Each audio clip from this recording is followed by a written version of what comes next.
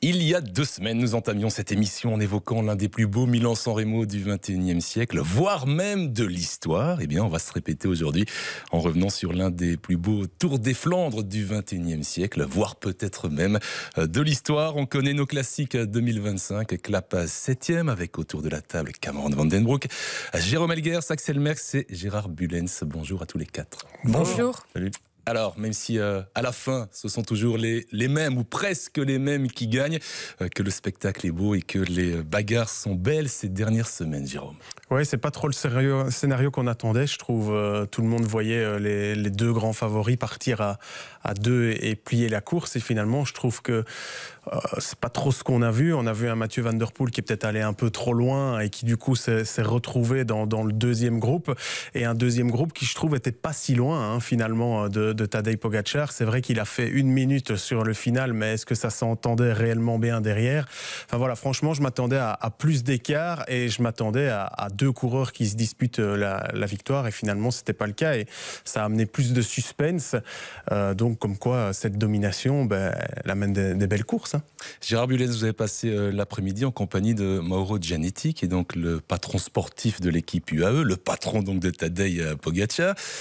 Comment on vit ce type de victoire, parce qu'elle se répète au sein de l'équipe UAE, avec toujours le même engouement et la même joie sincère? Oui, en fait, ce n'était pas la première fois que je vivais une victoire de Tadej dans l'entourage de l'équipe, mais il y a toujours cette même nervosité, cette même volonté que tout se passe bien, cette inquiétude, parce que quand on accélère sur le Quarmont, on peut aussi être victime d'une crevaison, et vraiment un enthousiasme et les contacts avec le pays d'origine, non pas de Tadej, mais du sponsor. C'est vraiment un groupe qui vit la course d'une façon très intense. Et puis il y a aussi une dynamique entre eux que je n'ai pas toujours retrouvée dans beaucoup d'équipes. Axel, il a remporté ce Tour des Flandres, Tadej Pogačar, avec ce maillot de champion du monde, comme Bobé Van Looy, comme votre papa Eddy, comme Boonen, Sagan et le dernier en date, Van Der Poel. On a fait vraiment cette impression que sur chaque course, d'une manière ou d'une autre, il marque l'histoire, et ici il l'a marqué avec ce maillot de champion du monde.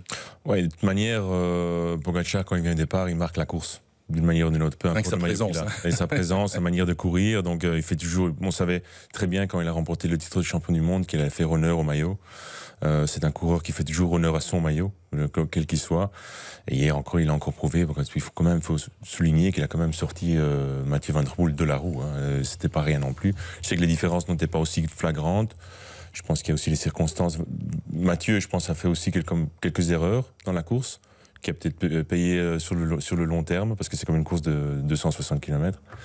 Mais Pogačar était le plus fort, et le plus fort a gagné, et c'est toujours ça qui prime dans une course comme celle-là. Et il gagne aussi dans un scénario où il a eu des pépins. C'est ça qui est beau, parce qu'il est vraiment intéressant. Il a quand même perdu quelques équipiers. À un moment donné, moi, quand je l'ai vu avec uniquement Morgado et Bjerg, je me suis dit là, il va être dans les problèmes.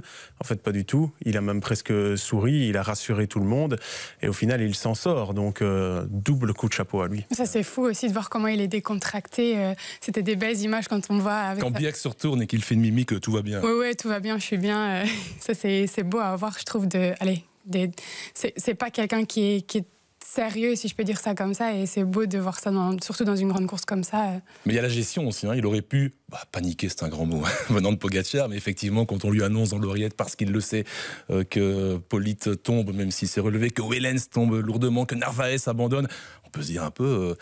Que va-t-il se passer? Non, lui, il reste cool et il montre que tout va bien, donc c'est beau aussi de voir ça dans ce sport.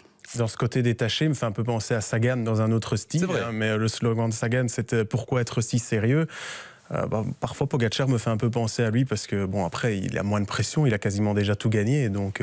Il faut aussi voir un peu l'équipe qu'ils ont derrière eux. Je pense que chaque pièce est une pièce maîtresse qui serait déjà presque un leader. Mais justement, cette fois-ci, il a perdu quand même quelques pièces maîtresses. Oui, mais c'est pas n'importe qui non plus qui est encore présent. Il ne faut pas oublier non plus Bjerg et Morgado. Ok, ils sont jeunes, mais ils ont quand même fait le top 10 du Tour des Flandres l'année dernière, donc c'est pas rien non plus, il l'a dit lui-même. Ce sont des coureurs qui étaient déjà présents. Wellens, on ne doit plus le présenter. Polit non plus. Narvaez, C'était pour moi le meilleur transfert de l'année pour UAE. C'est quand même et Vermeersch qui était à son niveau et qui est très fort aussi. C'est vraiment des coureurs qui sont leaders ou semi-leaders dans n'importe quelle équipe. Donc, et vous avez un coureur comme Pogačar au départ. Oui, on est toujours nerveux parce que, comme dit Gérard, c'est toujours les pépins qui peuvent arriver, mais on est quand même assez relax quant à la force de l'équipe, je pense. Alors on se souvient il y a quelques années qu'on avait rebaptisé le Tyenberg le Bonenberg. Est-ce qu'on ne va pas rebaptiser bientôt le vieux Quarmont, le Quarmont Poggi, le Poggi Quarmont? Enfin, je cherche et on peut faire un appel aux spectateurs, aux téléspectateurs, aux auditeurs pour nous envoyer une idée. Mais parce que ce vieux Quarmont correspond, Gérard, à merveille aux qualités de Pogačar. J'ai juste des chiffres. Premier passage, 4 minutes 11.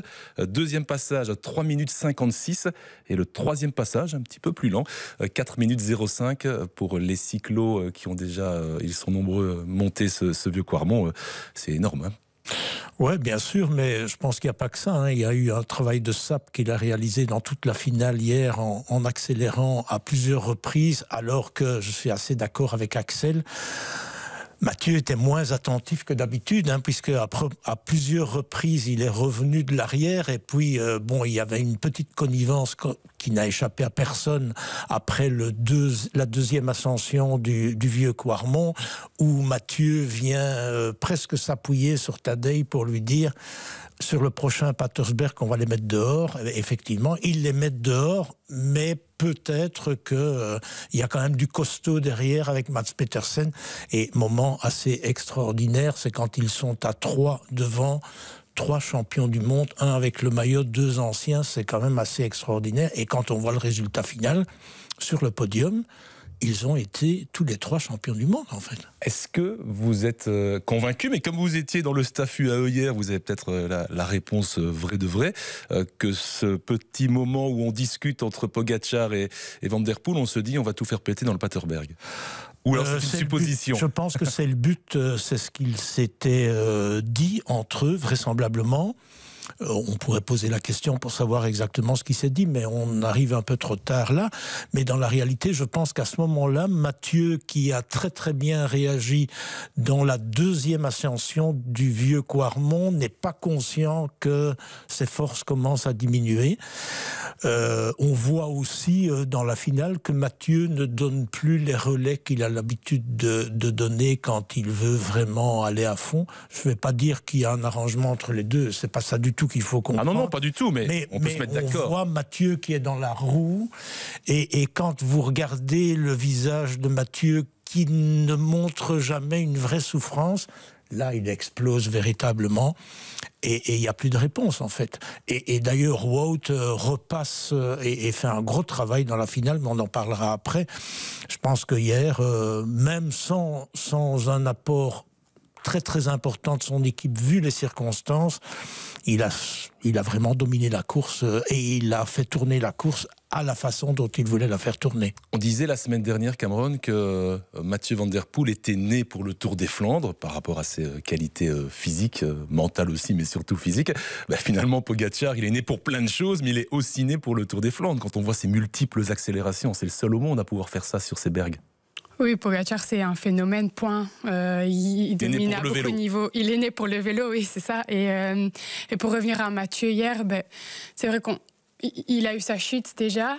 Et apparemment, il a aussi été malade quelques jours avant. Il avait envoyé un message au Rotoft, je pense le 1er avril d'ailleurs, et les Rotoft pensaient que c'était un poisson d'avril, vu que c'était le 1er avril, et en disant qu'il était malade. Donc en fait, c'était 3-4 jours avant, 4 jours avant le ronde, donc ouais, il pouvait peut-être, pas être à 100% en tout cas, plus la chute, ils ont dû revenir, ils ont dû rouler encore plus vite qu'un peloton qui roule déjà très vite, donc tout ça coûte beaucoup d'énergie, donc voilà, mais après, on a vu aussi sur Strava que Pogačar a battu tout le record, et Mathieu et tout ça aussi, mais Mais du coup, ça veut dire qu'ils étaient en ordre aussi, qu'ils étaient très bien aussi, mais ils sont tombés sur plus fort. Il y a rien. Enfin, c'est Pogačar et oui, il est né pour le vélo. Ouais.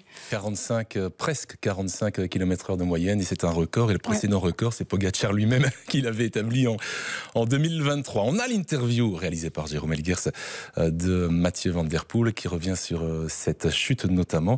A-t-elle joué oui ou non sur le final? La réponse du Néerlandais. Ouais, c'est jamais bien d'être dans une chute, mais je pense que le résultat, sans ou avec la chute, ça serait le même. Donc, je pense que je suis heureux d'être sur le podium aujourd'hui. Cette fois-ci, c'était pas possible de suivre Tadej. À Milan-San Remo, c'était possible, mais ici, non? Non, je pense. Je sentais déjà que j'avais pas les jambes qu'il fallait. Déjà de loin, donc c'était juste j'ai essayé, mais je sentais que j'étais à la limite déjà trop tôt dans la course.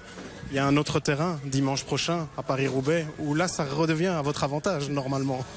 C'est une autre course, mais je pense que Tadej il a déjà prouvé qu'il est fort là-bas aussi dans le Tour de France sur l'étape de Roubaix, donc on va voir. Voilà, Mathieu Van Der Poel qui n'évoque pas la maladie. Il a fallu s'en inquiéter auprès des directeurs sportifs de l'équipe pour être mis au courant de cette maladie, qui préfère dire que cette chute n'a pas eu de conséquences. Axel, vous avez été coureur, vous êtes tombé. Alors on a vu un Van Der Poel remettre un peu les épaules en place sur la bécane avant de repartir.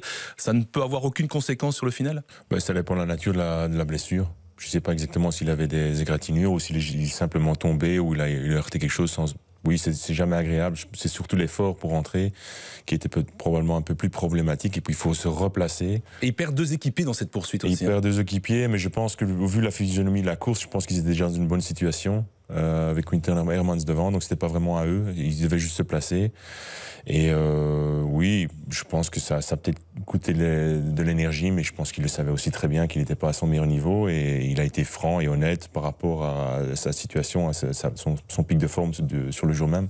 Il rentre dans la liste des coureurs bénis après une chute. Vous vous souvenez de Pogačar ou Strade Bianche qui arrive à repartir et à gagner après une grosse chute. Bon, la chute était moins importante ici, mais force est de constater que... C'est ce qui arrive quand Van Der Poel et Pogačar tombent. Quand Van Aert tombe, il se casse quelque chose. Quand ces deux-là tombent, ils peuvent encore se relever, repartir. Évidemment, la chance, le karma. Et on dit qu'il n'était pas à son meilleur niveau, mais c'est quand même le seul qui sait suivre presque à toutes les attaques de Pogačar. Donc oui, il était quand même à un bon niveau, mais c'est vrai que c'est peut-être un petit peu en dessous de ce qu'il vaut réellement sans la maladie ou sans la chute. 99%, quoi. Oui, je pense qu'à Roubaix, il sera là et... Et on reparlera de Roubaix dans quelques instants parce qu'il y a beaucoup de choses à dire évidemment. Mais concernant le record qu'il n'a donc pas encore battu, puisqu'il est toujours co-recordman des victoires sur le Tour des Flandres, mais pas encore seul recordman avec 4 succès. En revanche, c'est le 6e podium de la carrière de Van Der Poel sur le Tour des Flandres. Et seuls 2 coureurs ont fait mieux que lui, Johan Museeuw, le lion des Flandres, et Brik Scott. Donc il n'est pas loin de rejoindre, au moins en termes de podium, ces deux gars-là. On va évoquer le cas Van Aert, évidemment, parce qu'on a vu un Wout Van Aert qui avait envie, un Wout Van Aert qui avait les jambes, qui avait le moral, et un Wout Van Aert qui nous a rassurés, Gérard. Oui, absolument. Je pense que celui qui a fait le plus de travail derrière Tadej dans la finale, c'est Wout.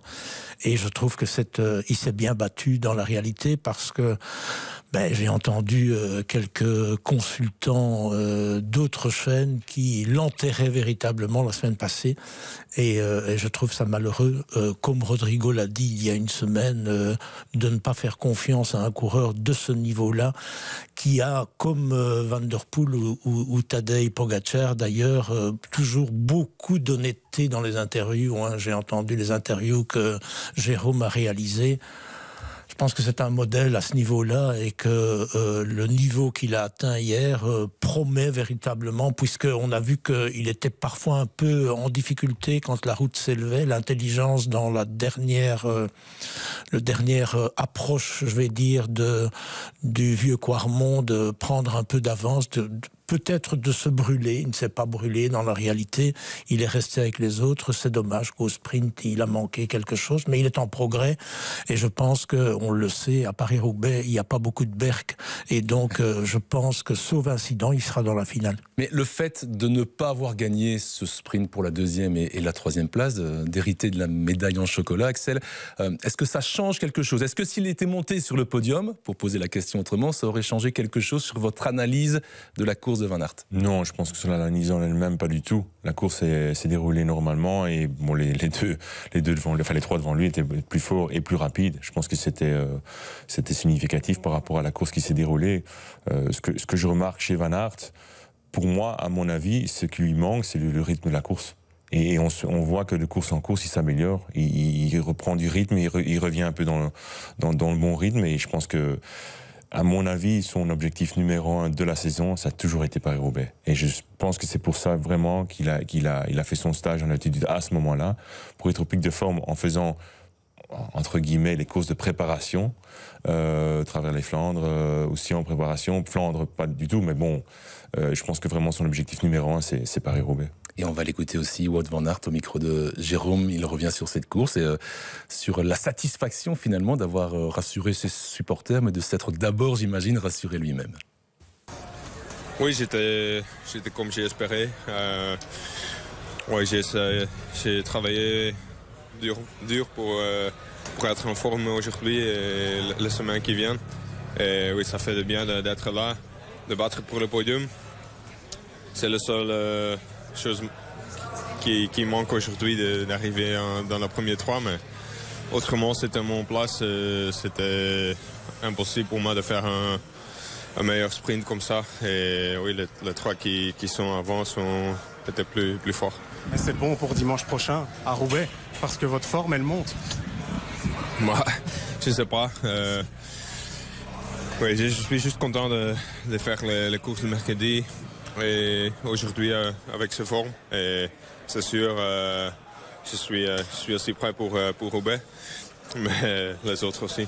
Et le vent d'Est défavorable sur le final hier. Cameron, j'ai personnellement assisté à la conférence de presse de Wout van Aert d'avant Tour des Flandres et j'avais en face de moi un Van Aert quand on lui a posé la question « Est-ce que vous êtes enfin à 100% ?» Un Van Aert qui nous a répondu « J'espère ». Est-ce que sur la course d'hier, vous avez eu cette impression qu'il est à 100%? Je ne dirais pas à 100%, mais je pense que même mentalement, ça va lui faire du bien parce que c'est la première fois qu'il pouvait faire mal à des mecs comme Van Der Poel ou d'autres. Et ça va le booster. Et ça va le booster. Et comme Gérard l'a dit, à Roubaix, il n'y a pas de montée, donc il est sur son terrain. Et aussi, hier, on a vu, au plus la course était longue, au mieux il était.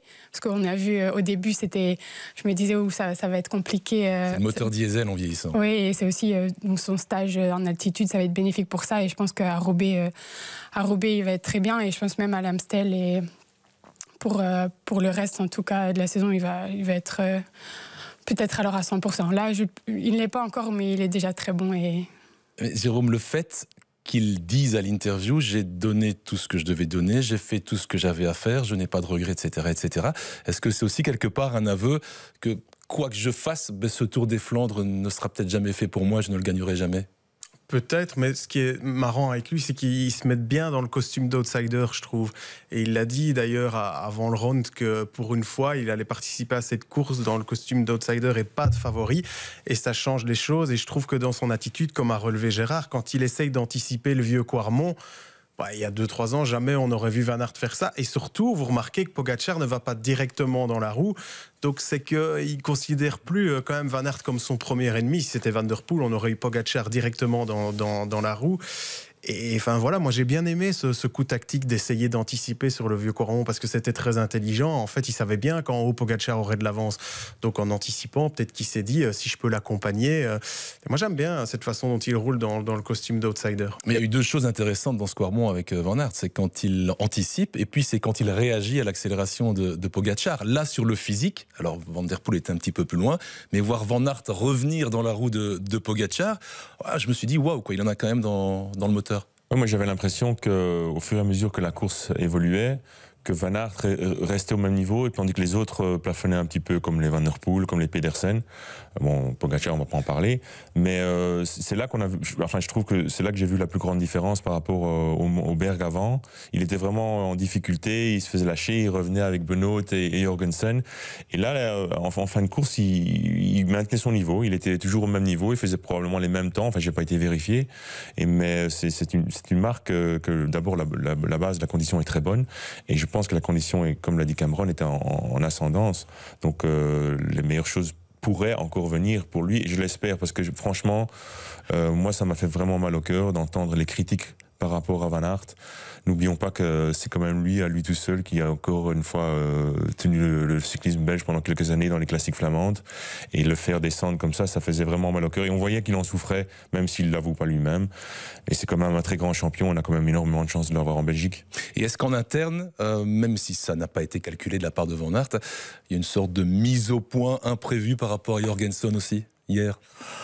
Je pense que Jorgensen a fait sa course hier. C'est pas spécifiquement un coureur de classique flamande pour moi. Donc il était là, il a fait son travail. Il a un peu explosé dans la finale, effectivement, puisqu'on l'a vu déborder par le premier peloton. Mais je pense que Wout était là en tant que leader cette fois-ci.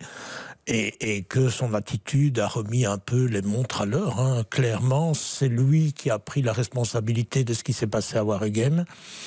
Je ne sais pas si il faut toujours accepter ce genre de décision. Moi, en tant que directeur sportif, mais dans le passé, j'aurais fait attaquer à tour de rôle et je me serais dit, peu importe que ce soit Wout qui gagne ou Jorgensen ou Benoît, du moment que c'est l'équipe qui gagne. Mais bon, ici, effectivement, Wout revenait, il avait besoin de cette victoire, ils sont passés à côté. Et encore une fois, je trouve particulièrement malheureux que des gens qui ont vécu sur le vélo démolissent un garçon qui, comme l'a dit Axel, a apporté énormément au cyclisme belge. Et chapeau à la force mentale aussi, parce que après pour se remettre de ce qui s'est passé mercredi... Mais j'allais vous le dire, parce qu'on ne va pas refaire la course à travers la Flandre aujourd'hui. On a le débrief du Tour des Flandres et on va préfacer évidemment Paris-Roubaix. Mais ce qui s'est passé, le scénario de la course, on le connaît, mais la réaction de Van Aert après la course, je ne vais pas dire que c'est inédit, mais dans le monde du sport, avoir un athlète de haut niveau qui se livre autant, qui implore l'excuse de ses équipiers et qui reconnaît sa faute, c'est rare, Jérôme. Et on est dans le journalisme sportif depuis 20 ans, vous et moi, c'est rare. Ouais, c'est rare. Et moi, j'irais même plus loin. On a parfois critiqué la communication de cette équipe Visma. Là, franchement, chapeau à... Là, c'est la communication de Van Aert. Oui, mais même Tige Benoît s'est arrêté à tous les micros en conférence de presse où nous étions positionnés après la ligne d'arrivée. Pareil pour Matteo Jorgensen, ils sont franchement restés un quart d'heure, 20 minutes à répondre à toutes les questions. Enfin voilà, il y a d'autres équipes, d'autres coureurs qui n'auraient pas fait ce travail-là. Et Wout aussi s'est expliqué auprès de tout le monde. Et c'est vrai, avec une énorme franchise, mais avec le recul, c'est ce qu'il avait de mieux à faire, franchement. Oui, et je pense qu'il a... par rapport à de potentiels détracteurs, regagné un peu de soutien populaire encore en réagissant de la sorte. Je sais pas si... Il est déjà énorme, le soutien populaire. Je pense pas qu'il a perdu ou il a gagné. Je pense que les gens se font toujours une idée de chaque coureur bien avant, qui roule bien ou pas. On a le phénomène Van Aert, on a le phénomène Evenepoel aussi, c'est un peu pareil. On est pour ou contre. Et ça, c'est au choix de chacun, mais ça a toujours existé en Belgique. Vous êtes pour Van Aert ? Moi, je suis pour les Belges en général, voilà. Parce que d'abord, je suis belge en général, je suis belge en général. Je suis belge et j'ai énormément de respect pour ces grands champions qui font d'énormes sacrifices. Et je pense que de plus en plus, les gens, et je pense que la presse aussi doit se rendre compte que c'est pas toujours évident, la pression que ces athlètes ont sur les épaules. À chaque fois, ils sont remis en question, ils font une mauvaise course.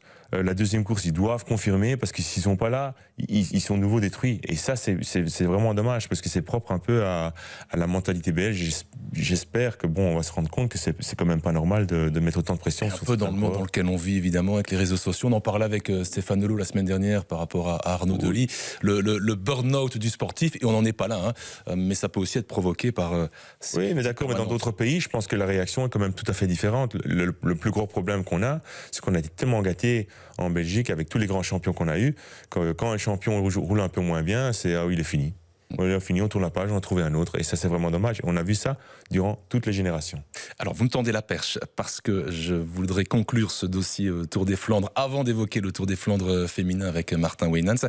Je voulais conclure avec les chiffres qui parlent d'eux-mêmes. Dernier vainqueur belge du Tour des Flandres, Philippe Gilbert en 2017. Dernier vainqueur belge de Paris-Roubaix, Philippe Gilbert en 2019. On ne sait trop ce qui se passera évidemment dimanche prochain. Mais ce terrain où on était aussi fort jadis, là on est un petit peu moins présent et il faut vivre avec, effectivement, Cameron.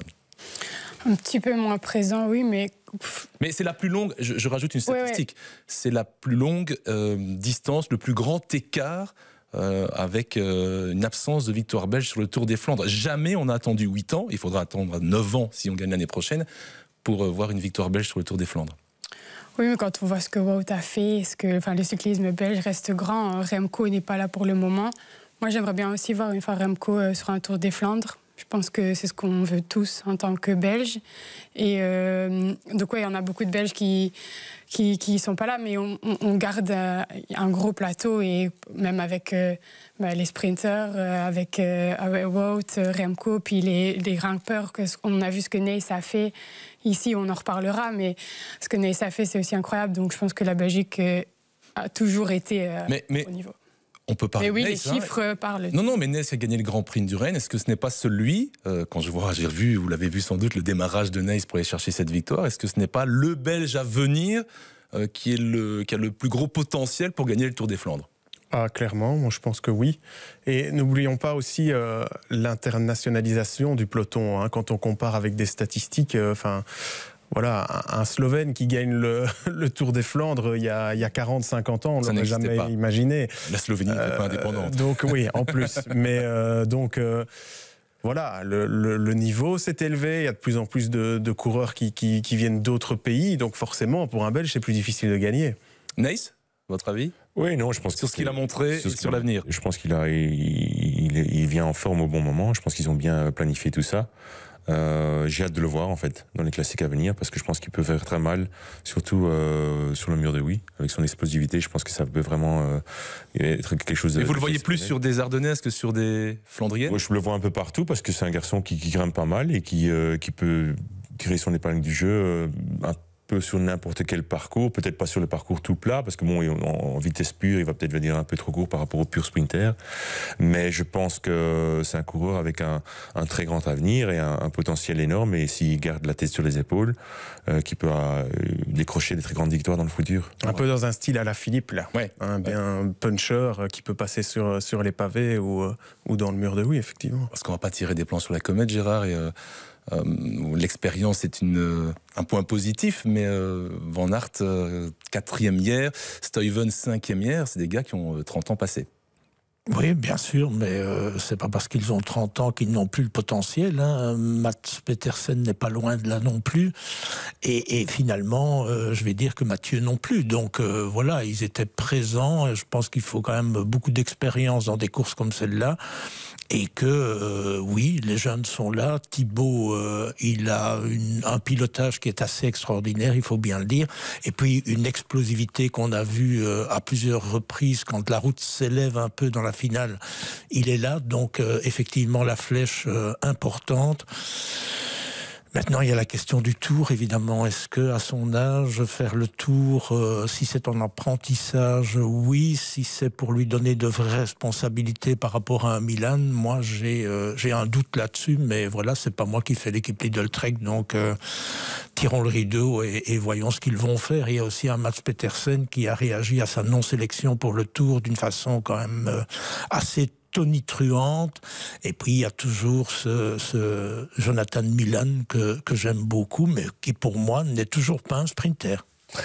Et qui en tout cas sur le début de saison ne fait pas spécialement pencher la balance à son avantage par rapport à Pedersen pour une sélection du Tour. Mais c'est un débat qu'on tiendra à un autre moment. On a donc fait le débrief de ce Tour des Flandres masculin.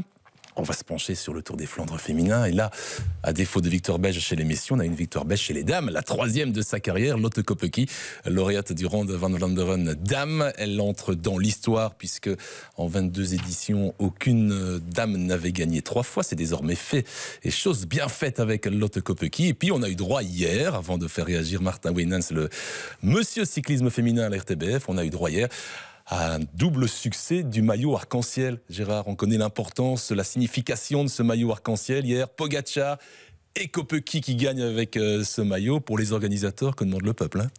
Ça c'est clair, je pense qu'on a eu 2 images extraordinaires de l'arrivée de tous les 2. Je suis obligé de le dire au masculin puisque le masculin l'emporte sur le féminin, n'est-ce pas Carmen?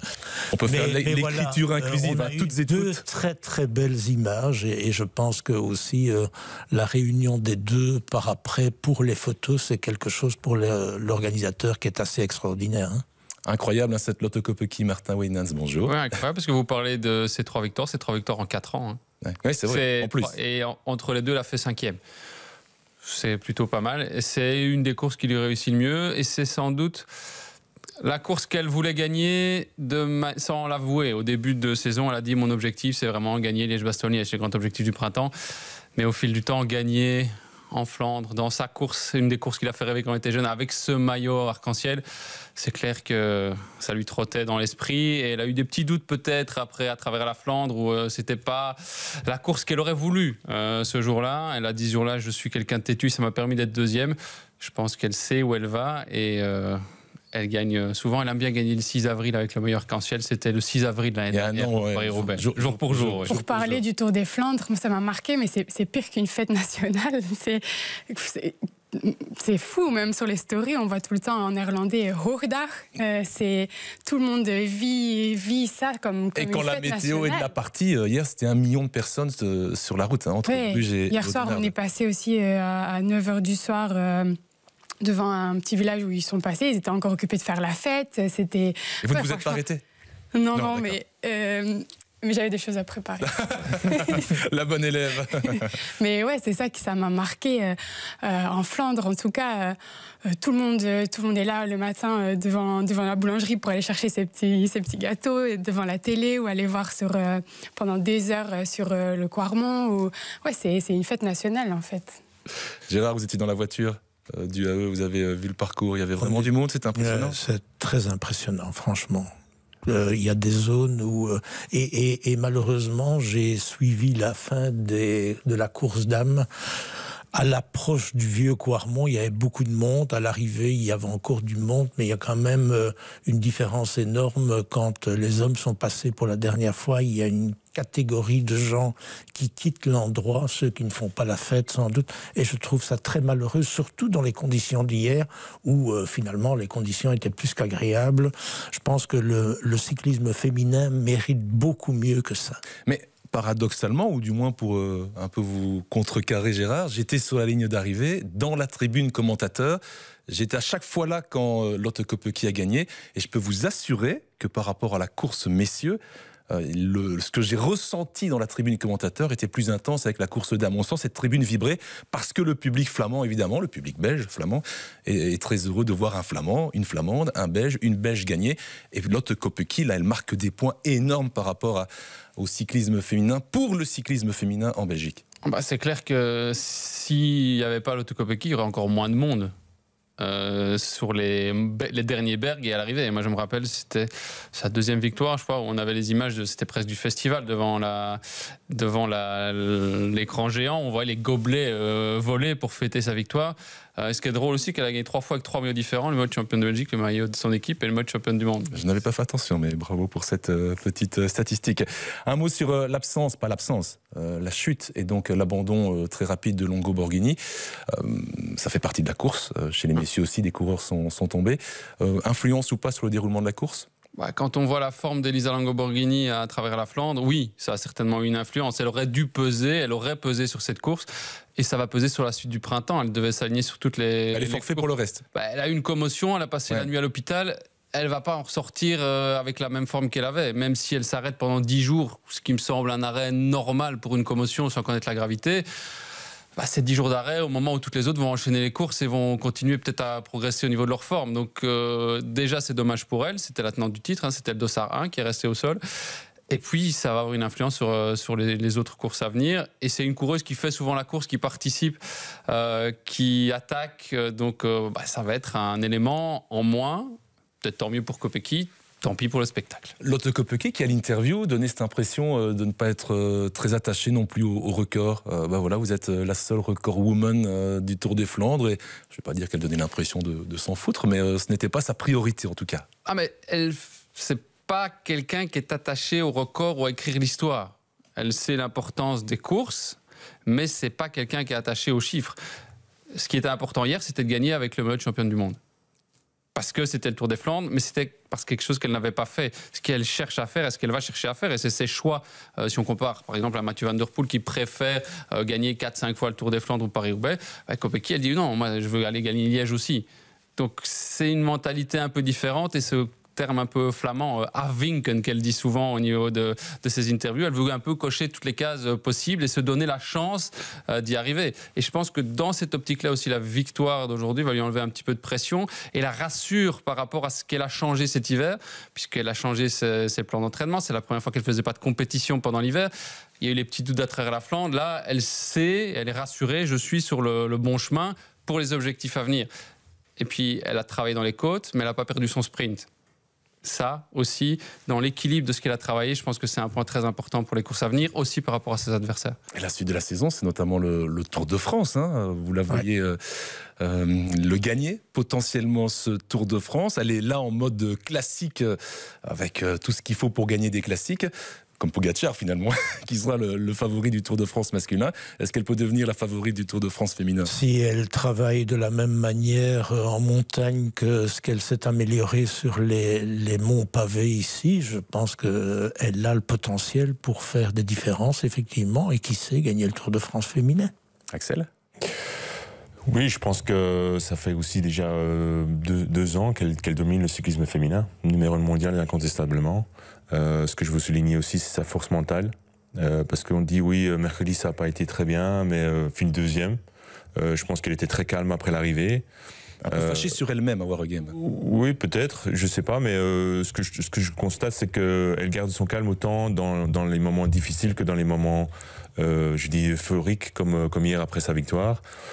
Elle est sereine, elle est contente. Ça se voit qu'elle est très heureuse, mais de la même manière, mercredi après la course, elle était aussi, elle est restée calme sans enflammer par rapport à certains doutes et qui étaient légitimes. Je pense que si elle en avait, elle savait très bien qu'elle avait bien travaillé et que Flandre, c'est quand même une course particulière pour elle.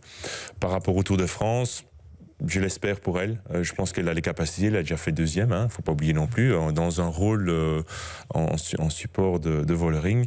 Il sera en face. Et aussi le fait de Vollering d'avoir quitté SD Works de la manière dont elle l'a quitté.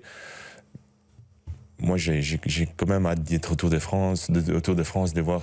Déjà au Classique Ardennais, je pense que ça va être une belle bataille. Oui. Mais parce que, encore une fois, Kopecky est resté très calme dans ses déclarations par rapport à Vollering qui n'a pas été du tout. Et je pense que Kopecky répond avec les pédales et c'est la meilleure manière de répondre. On salue Demi Vollering si elle nous écoute, parce que toutes les semaines on parle d'elle et toutes les semaines on lui envoie un petit scud. On a une interview, c'est celle de Pauline Ferrand-Prévot qui revient à très très haut niveau. On l'a vu sur ce Tour des Flandres. On a aussi vu Nana van der Breggen également revenir à un bon niveau. Et tout cela c'est rassurant et ça donne envie de vivre la suite de la saison, notamment ce Tour de France. Pauline Ferrand-Prévôt qui évoque au micro de Jérôme Elguers ce que représente Lotte Kopecky. Ouais, non, elle est impressionnante et non, c'est une belle ambassadrice aussi du cyclisme féminin et voilà, en plus voir le maillot champion du monde gagner ici en Belgique chez elle, c'est assez fou. Et je crois qu'elle gagne pour la 3e fois, donc c'est impressionnant. Bravo à elle. Merci. Pas mal ça. Pauline Ferrand-Prévot, championne du monde il y a 11 ans, dans une autre vie. Elle a fait beaucoup de choses entre-temps, qui dit autant bien avec des étoiles dans les yeux de Lotte Kopecky. Oui, elle dit bravo à elle, mais moi je dis bravo à Pauline parce qu'elle a fait 3e au Stradé, 4e à Milan-San Remo et 2e ici au Tour des Flandres pour sa rentrée, en tout cas sur les courses sur route. Donc ouais, bravo à elle et moi, enfin, elle m'impressionne. Mais le fait qu'elle soit revenue hier, elle est dans le top 4 évidemment, Ferrand-Prévot, que Van der Breggen, que j'ai vu aussi très rassurant dans le Quarmont notamment, que ces filles-là reviennent au tout haut niveau, c'est quelque chose qui est emballant, parce qu'on a quand même parlé en ce début de saison aussi de certaines courses un peu plus ennuyantes sur le circuit féminin. Ces filles-là, elles sont là et elles ne viennent pas pour se cacher. Ah non, et puis c'est des coureuses, si on reprend le cas de Pauline Ferrand-Prévot, qui dans chaque course dont on a parlé était actrice de la course. Elle n'est pas revenue pour aller faire une placette. Non, elle veut s'amuser. Au Stradé, elle fait 3e, elle est dans l'échappée, elle tombe, elle revient. Enfin, elle fait le spectacle. Elle participe au spectacle et pas juste pour faire le show, pour faire des résultats. Parce qu'elle est battue au sprint hier, mais elle est gênée avant un moment clé de la course par une chute juste devant elle alors qu'elle est bien placée. Donc elle a quand même vraiment une super condition. Attention à elle quand même la semaine prochaine, Paris-Roubaix. Elle manque peut-être d'expérience sur les pavés, mais question pilotage, quand on a son expérience en VTT et en cyclocross, ça devrait pas trop mal se passer. Elle va aussi gagner le Tour. C'est ce qu'elle a dit dans les 3 ans. Maintenant, j'attends de voir quand même sur des longues ascensions ce qu'elle va pouvoir faire. On aura peut-être plus déjà d'idées au niveau des Ardennaises. Il faudra voir son programme au niveau si elle fait la Vuelta ou pas. Parce que c'est encore autre chose, c'est encore un autre type d'effort. Là, on est dans des efforts explosifs qui se rapprochent quand même un petit peu, même s'il faut plus d'endurance, de ce qu'elle a pu connaître en VTT avec des côtes courtes. Et là, est-ce que sur des cols de 10-15 km, elle va pouvoir retrouver ce qu'elle a pu faire par le passé? Elle est aussi dans une équipe qui connaît bien la préparation pour les grands tours, donc elle est pas mal entourée normalement. Lotte Kopecky, favorite numéro 1 de Paris-Roubaix?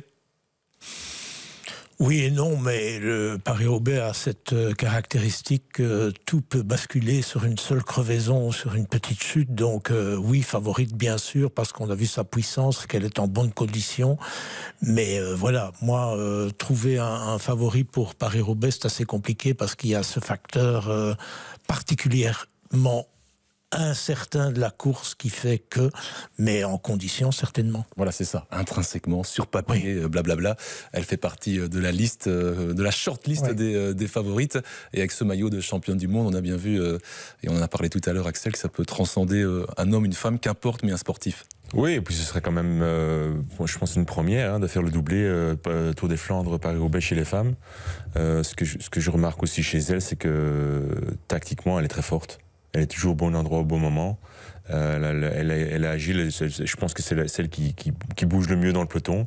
Et dans une course comme Paris-Roubaix, elle a quand même c'est un gros avantage par rapport à la course. Et en ayant gagné Tour des Flandres, c'est quand même un beau bonus de prendre le départ comme ça. Mais un peu intimidante aussi, parce qu'elle a le maillot de championne du monde, parce que elle a une carrure, entre guillemets, Lotte Kopecky. Je me souviens sur Gand-Wevelgem où je l'ai vu venir replacer Lorena Wiebes et bousculer, dans les règles de l'art, mais avec l'épaule l'une ou l'autre coureuse. Ouais, quand elle passe, elle s'impose. Elle vient de la piste, elle sait prendre sa place dans le peloton. Et pour revenir à Paris-Roubaix, c'est les 3 dernières années, elle a gagné son sprint sur le Vélodrome. Elle fait 2e derrière Longo Borghini, elle fait première du groupe des favorites derrière l'échappée où elle termine 7e et puis elle gagne l'année dernière. Donc là aussi, c'est de nouveau, elle a beaucoup d'atouts dans son jeu et par rapport à la concurrence. On sait, ou on doit se douter qu'il faut la lâcher. Et donc c'est quand même une pression supplémentaire. Ouais, pour les on a vu hier une Niwadoma sur le Tour des Flandres un peu bloquée parce que tactiquement, au sprint, c'est pas son truc. Elle attaque, mais c'est pas la plus puissante et donc bloquée, alors qu'une Lotte Kopecky, elle a 25 cartes dans sa manche. Bah oui, pour Niwadoma, c'est vrai qu'au sprint, elle n'avait pas de chance. Elle a essayé de lâcher Lotte, mais c'était pas possible. Tandis que Lotte, comme Martin l'a dit, elle passe les bosses et elle a gardé son sprint. Donc face à une fille comme ça, on ne peut pas faire grand-chose, je pense. Et sur les pavés, avec son physique, ça lui convient parfaitement. Donc sans pépin, ouais, pour moi, c'est la favorite. Dernière question, Martin, avant d'enchaîner sur le Paris-Roubaix, messieurs, sur le Grand Prix de l'Escaut féminin, parce qu'il y a un Grand Prix de l'Escaut féminin mercredi avant Paris-Roubaix. Il n'y aura pas de Lotte Kopecky, il n'y aura pas non plus de Lorena Wiebes. Je me dis que pour toutes les autres sprinteuses du plateau, vu le début de saison de Lorena Wiebes, c'est une occasion à saisir. Hein. Oui, pas que le début de saison de Lorena Wiebes. Depuis plusieurs années. Non, mais c'est surtout qu'elle a gagné les 4 éditions du Grand Prix de l'Escaut. Elle a toutes gagné. Voilà, j'avais pas le chiffre. Alors pour aller chercher les... On aura une lauréate inédite. Voilà. Voilà, pour aller chercher les favoris, il suffit de regarder les podiums des années précédentes. Il y a eu Cole, Charlotte Cole, autre sprinteuse néerlandaise qui avait gagné 2 étapes sur le Tour de France l'année dernière. Et puis les Italiennes, Consoni qui a déjà fait 2e, Balsamo qui est en très grande forme. Parce que Balsamo, si on regarde ses résultats sur le Grand Prix de l'Escaut, avec sa pointe de vitesse, ça serait pour moi la favorite. Puisqu'elle a fait top 10 de toutes les dernières courses, même celles qui ne lui convenaient pas nécessairement. Donc souvent battue par Wibus quand il y avait des sprints. Balsamo, championne du monde en Belgique. En 2021. C'était à Leuven, je me souviens très bien. Merci beaucoup Martin pour ce débriefing cyclisme féminin. Et on vous retrouvera avec plaisir dès la semaine prochaine au lendemain. Samedi. Oui, sur antenne pour commenter et après le week-end pour débriefer. Mais dès samedi, effectivement, en direct en télévision avec Ludivine Orion pour commenter ce Paris-Roubaix féminin qui sera donc sur les antennes de la RTBF à l'instar du Paris-Roubaix masculin. Alors, l'enfer du Nord. Van der Poel, Pogacar, Pedersen, Van Aert, Ganna, Kung, Philipsen, Pitty, Warrenskold, etc., etc. Avec un tel plateau, c'est un feu d'artifice assuré ? Ah oui, je pense qu'il va y avoir du spectacle. On doit quand même s'attendre un peu les mêmes noms par rapport au Tour des Flandres, en ajoutant quand même, je pense, un Ganna qui est quand même en très bonne condition aussi, qui a bon, de par son poids, on voit bien que sur le Tour des Flandres, c'est quand même très compliqué pour lui. Mais je pense que pour la course en elle-même, avec un Ganna qui est quand même au meilleur de sa forme, Van Aert qui sera pour moi au meilleur de sa forme aussi, les deux autres, avec un Pedersen qui continue à faire son bonhomme de chemin, il est toujours là, il fait son boulot et bon, on verra bien. Il va en claquer une un jour. Et vous savez, tous les ans, il y a toujours un coureur qui sort du lot qu'on n'attend pas, qu'on s'y attend pas et qui finit limite sur le podium. Donc j'espère que ce sera encore le cas cette année-ci. Ouais, on se souvient du vainqueur français, le dernier vainqueur français, Frédéric Guédon en 1997. Ouais, ce jour-là, il fallait le trouver. il fallait le trouver. Alors que va changer la présence, puisque c'est ça évidemment, c'est lui le facteur X, la présence de Pogacar qui répond. Qu'est-ce que ça va changer sur un Paris-Roubaix ? Qu'est-ce que ça peut changer par rapport au déroulement traditionnel de Paris-Roubaix ? Rien. Pour moi, rien. Non, absolument. Il y aura une bagarre pour être dans l'échappée. Je n'imagine pas qu'on attaque du côté des UAE à 200 km de l'arrivée pour protéger Pogacar et le mettre dans un petit groupe où il serait évidemment plus à l'aise que dans le peloton, parce que c'est quand même un gars qui a fait du cyclocross, on a vu, c'est un bon pilote. Et le reste, c'est le facteur chance, pas chance, une crevaison, ça peut toujours arriver. Si c'est au mauvais moment, vous n'êtes pas dépanné tout de suite, et donc il faut avoir un équipier qui aurait la même taille, etc. Pas évident du tout de pronostiquer. Et puis c'est la première fois pour lui, il a reconnu évidemment, mais entre une reconnaissance où vous êtes tout seul ou avec deux équipiers sur les pavés, ou se retrouver dans un peloton où ça bascule d'un côté comme de l'autre, je vais dire, pour aller sur les accotements, pour éviter un trou dans les pavés, etc. On ne peut pas faire de pronostic là-dessus. Mais il ne va pas la jouer discrète, il ne va pas se cacher, Pogacar. Alors j'entends bien qu'il ne va pas lancer la course à 180 km de l'arrivée, mais est-ce que Pogacar va oser faire du Pogacar pour sa première participation à Roubaix ? Il va devoir accélérer plusieurs fois sur plusieurs secteurs pavés s'il veut se débarrasser des autres. Sans la pente. Oui, justement, comme il n'y a pas la pente, il va devoir le faire encore plus. Moi, ce que je pense que ça va changer, c'est peut-être un petit peu plus de nervosité, de danger, parce que ça fait un coureur de plus qui va faire rouler son équipe avant chaque secteur pavé pour le placement. Et quand on calcule un peu, les Emirates, ils aiment bien rouler l'un derrière l'autre. Si on met les Emirates qui font ça, les Visma qui font ça, les Lidl Trek qui font ça, les Ineos qui font ça, est-ce que j'ai oublié encore une équipe ? Ça fait déjà 5 équipes qui vont essayer de se placer dans les secteurs, parce que celui qui ne sera pas dans la route Pogacar et de Van der Poel sur les secteurs pavés, s'il y a un trou d'1 mètre, on sait ce que ça peut faire à la sortie. Donc moi, c'est ça ma crainte, c'est d'avoir encore un peu plus de nervosité et de risque dans l'approche de chaque secteur. Et est-ce que cette présence de Pogacar peut, pour un Van Aert qui n'a plus l'étiquette de grand favori, changer quelque chose ? Est-ce que tous les regards qui seront tournés vers Van der Poel et vers Pogacar peuvent alléger un peu la pression sur Van Aert ? Alléger la pression, je pense qu'il a montré là. Il s'en est peut-être remis un petit peu en fait en faisant un bon Tour des Flandres. Oui et non. Je pense pas que ça va changer grand-chose pour Van Aert, en tout cas que Pogacar soit là. Mais après, comme Jérôme le dit, Pogacar devra essayer en tout cas de les lâcher sur un sur un secteur pavé. Du coup, ce qui est pas vraiment, on voit qu'il est lâche tout le temps quand il y a une pente. Donc là, je me demande, allez, j'ai hâte de voir, mais moi, je pense que Van Aert, en tout cas, on l'a vu au Tour des Flandres quand c'était plat, il était impressionnant et surtout sur les pavés, c'est son domaine. Donc moi, je ne vois pas en tout cas comment Pogačar va lâcher un Van der Poel ou un Van Aert s'ils n'ont pas de problème chute, problème mécanique. En tout cas, je ne vois pas comment il va lâcher des mecs comme ça sur le plat, sur les pavés, même si bien sûr, ok, il pèse peut-être 66 kilos. J'allais y venir. Voilà. J'allais y venir. Mais il pousse presque les mêmes watts en tout cas que ces gars-là. Donc, Ghana. C'est Ghana. Donc Ghana. Donc Ghana.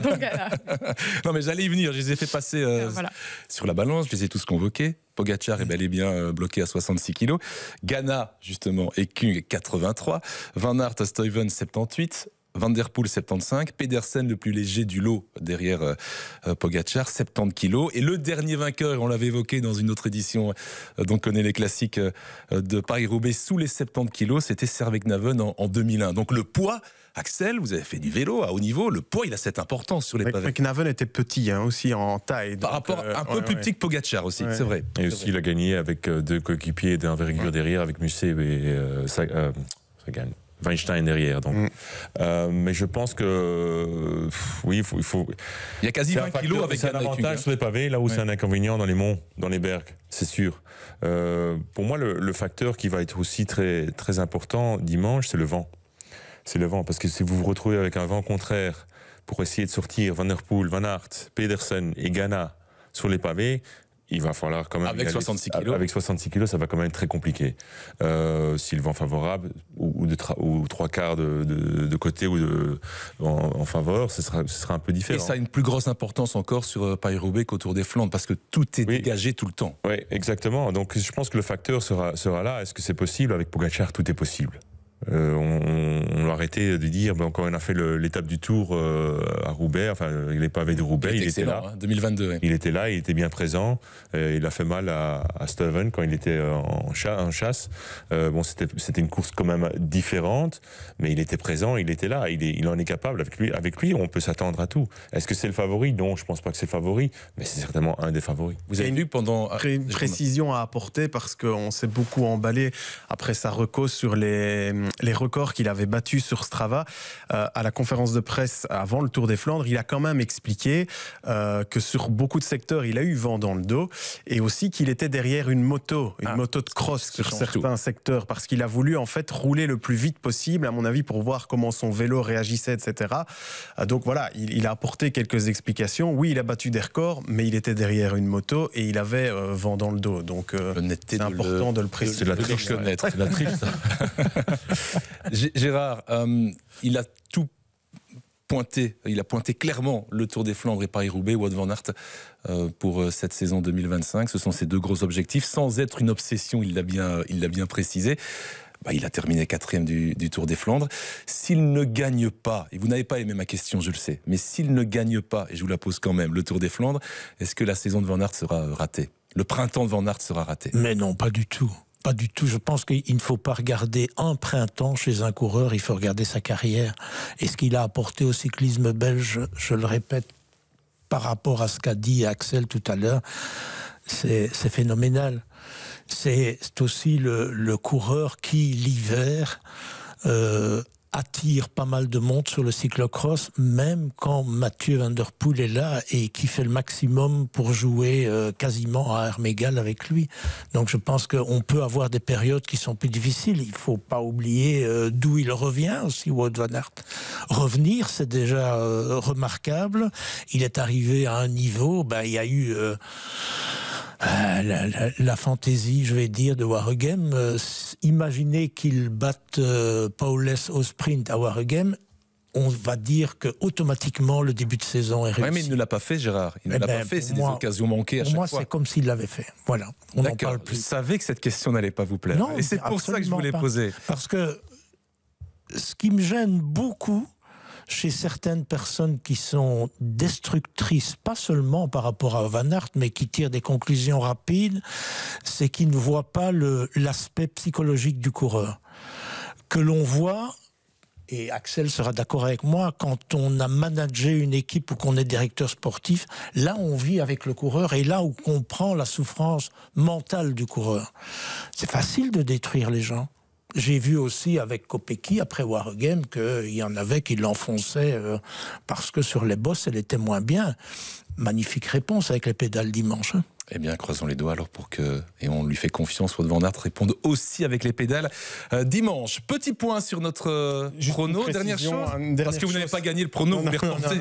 On va pas le reporter. Une dernière chose sur Roubaix, notre collègue Armand Mottard vient de me faire remarquer, et ça va remettre un petit peu de grain dans le débat, que Pauline Ferrand-Prévot a fait le Tour des Flandres avec, vous vous souvenez, ce système dans le moyeu de la roue qui permet de diminuer la pression ou de remettre la pression. Elle avait ce vélo équipé de ce système au Tour des Flandres. Donc j'imagine que ça va revenir aussi sur Paris-Roubaix. Voilà, on a vu que les premières expériences n'étaient pas très positives.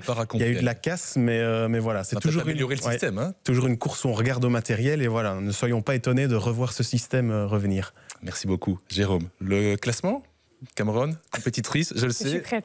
Le prono, c'était sur Dwarsdorf-Vlaanderen, à travers la Flandre. Nous trouver la petite pépite qui n'avait jamais terminé dans le top 10 d'un monument, dans le top 10 de Dwarsdorf-Vlaanderen. Et on a été très mauvais.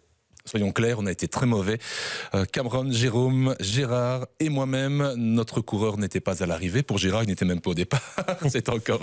Il est dans la liste des partants. C'est encore pire. Et donc, bravo à Rodrigo qui n'est pas avec nous cette semaine, mais qui est le seul à avoir placé son coureur à l'arrivée. Jonathan Narvaez, 66e. Et donc, il gagne 1 point grâce à la 66e place de Narvaez. 2 points pour Rodrigo, 2 points pour Cameron au classement général. Mais Cameron est toujours leader grâce, dans l'absolu, à la meilleure place d'un de ses coureurs, Magnier, 2e au Nieuwsblad. Et donc, sur base du classement d'à travers la Flandre, c'est Gérard qui va pronostiquer le premier pour le Grand Prix de l'Escaut. On n'a pas encore la start list complète de Paris-Roubaix. On va donc se focaliser sur le Grand Prix de l'Escaut. Votre pépite, sans doute, du sprint, qui n'a jamais terminé dans le top 10 d'un monument, ou le top 10 du Grand Prix de l'Escaut. Je vais vous contrarier une fois de plus. En ne prenant pas un pur sprinter, mais un bon coureur de Sport Vlaanderen, c'est Vincent Van Hemelen, et c'est un choix orienté parce que j'ai lu cette dernière semaine que certains politiciens flamands mettaient la légitimité de cette équipe en doute, une équipe qui, pendant des années et des années, a apporté au plus haut niveau pas mal de coureurs belges.